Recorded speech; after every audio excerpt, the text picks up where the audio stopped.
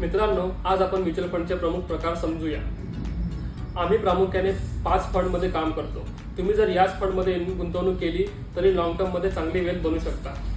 त्यामध्ये पहिला आहे equity mutual fund. Equity mutual फंडमध्ये तुमचे पैसे 100% शेअर बाजारात गुंतवले जातात। सेकंड आहे डेट म्युच्युअल फंड। यामध्ये तुमचे पैसे 100% बॉन्ड्स, डिबेंचर्स, बँक FD अशा ठिकाणी गुंतवले जातात। नंतर थर्ड आहे हायब्रिड म्युच्युअल फंड। यामध्ये तुमचे पैसे 60-65% शेअर बाजारात गुंतवले जातात आणि 35-40% हे डेट मार्केटमध्ये गुंतवले जातात। ELSS equity link saving schemes.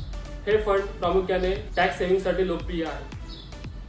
आता आहे इंडेक्स फंड। हे फंड शेअर बाजाराच्या इंडेक्सशी निगडित आहेत, जसे की निफ्टी, सेन्सेक्स। आता यामध्ये आपण कोणत्या फंडमध्ये किती गुंतवणूक करावी हे टोटली आपल्या रिस्क ॲपेटाईटवर अवलंबून असतं। यासाठी तुम्ही तुमच्या फायनान्शियल ॲडवायझरशी संपर्क साधा किंवा खाली दिलेल्या नंबरवरती आम्हाला संपर्क साधा। आम्ही तुम्हाला एंड टू एंड सोल्युशन देऊ।